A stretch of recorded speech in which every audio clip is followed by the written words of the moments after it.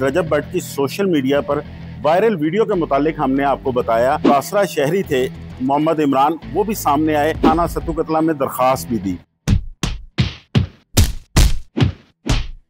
Police ने रजब भट्ट को थाने बुलवाया। रजब भट्ट ने खुद आके हमसे माजरत की। हमारी किसी के साथ कोई ऐसी दुश्मनी तो है नहीं, एक मिसअंडरस्टैंडिंग थी जो कि उन्होंने माजरत की है।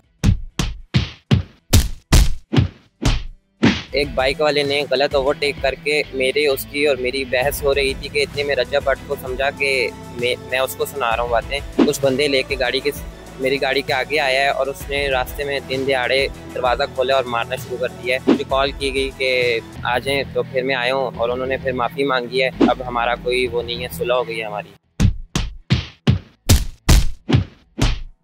अस्सलाम वालेकुम नाजरीन, मैं हूं आपका मेज़बान नुमान शेख। आप देख रहे हैं एक्सप्रेस एक्सक्लूसिव। नाजरीन, जैसे कि रजब भट्ट की सोशल मीडिया पर वायरल वीडियो के मुतालिक हमने आपको बताया, उसके बाद जो मुतासरा शहरी थे मोहम्मद इमरान, वो भी सामने आए। उन्होंने थाना सत्तू कतला में दरख्वास्त भी दी। उस दरख्वास्त के बाद क्या हुआ ये हम जानते हैं इमरान साहब की ही ज़ुबानी। इमरान साहब, बहुत शुक्रिया आपके वक्त का। बताइएगा, जब आपने थाने दरख्वास्त दी तो उसके बाद क्या हुआ? जी, थाने दरख्वास्त देने के बाद पुलिस ने रजब भट्ट को थाने बुलवाया। तो रजब भट्ट ने खुद आके हमसे माजरत की। हमने उसकी दरख्वास्त कबूल की, क्योंकि हमारी किसी के साथ कोई ऐसी दुश्मनी तो है नहीं, एक मिसअंडरस्टैंडिंग थी जो कि उन्होंने माजरत की है। तो हमने अपनी दरख्वास्त वापस उठा ली है। अब हमारी सुलह हो चुकी। इसमें इमरान साहब पुलिस का क्या किरदार रहा है? SHO साहब जो दाऊद साहब थे। जी, दाऊद साहब का बहुत ज़बरदस्त किरदार रहा है। उन्होंने फ़ौरन एक्शन लिया है, फ़ौरन दरख्वास्त पे हमारी राब्ते किए हैं और रजब भट्ट को थाने बुलवाया। आप पुलिस की तरफ से मुतमईन है? अब आगे तो कोई शिकायत नहीं करना चाहते? जैसा कि आपने इमरान साहब की बात सुनी, मेरे साथ शायान भी मौजूद हैं जिनके साथ ये वाक़या पेश आया था। उनसे भी बात करते हैं।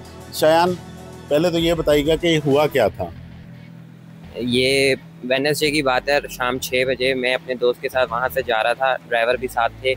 तो एक बाइक वाले ने गलत ओवरटेक करके मेरी उसकी और मेरी बहस हो रही थी कि इतने में रजब भट्ट को समझा कि मैं उसको सुना रहा हूँ बातें। वो कुछ बंदे लेके मेरी गाड़ी के आगे आया है और उसने रास्ते में दिन दिहाड़े दरवाज़ा खोला और मारना शुरू कर दिया है। और लोग सब देख रहे थे, कोई बचाने बीच में नहीं आया। और उसने 3-4 लोग और भी थे। उसके बाद रश हुई और फिर हम वहाँ से चले गए। शायान, अब रजब भट्ट ने आगे आपसे माफ़ी मांगी, उस पर बताएं किस तरह थाने में मुलाकात हुई उससे? जी, वो आए थे और मुझे कॉल की गई कि आ जाएं, तो फिर मैं आया हूँ और उन्होंने फिर माफ़ी मांगी है।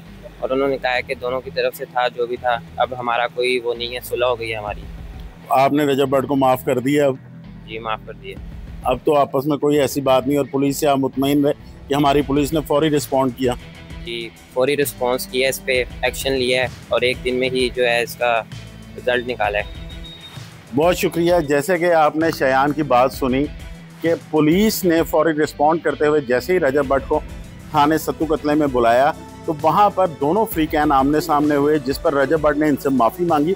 और माफ़ी मांगने के साथ साथ उसने ये बताया कि ये तमाम तर वाक़या जो है ये गलत फहमी की बुनियाद पर पेश आया, क्योंकि जिस वक्त शायान जो है वो उस मोटरसाइकिल सवार को कुछ कह रहा था, तो रजब भट्ट ये समझा कि शायद उसको ये कहा गया है, जिस पर गुस्से में आकर उसने ये कदम उठाया। लेकिन अपना ये कदम उठाने पर उसने शायान से भी और जो इमरान इनके साथ थे, जो मुतासरा शहरी जिन्होंने दरख्वास्त दी थी, इन दोनों से माजरत की। और माजरत करने के बाद इन्होंने पुलिस से अपनी दरख्वास्त जो है वो वापस ले ली है और मजीद कार्रवाई से जो है रोक दिया है। नाजरीन, जल्द हाजिर होंगे एक नई स्टोरी के साथ। इजाज़त दीजिए।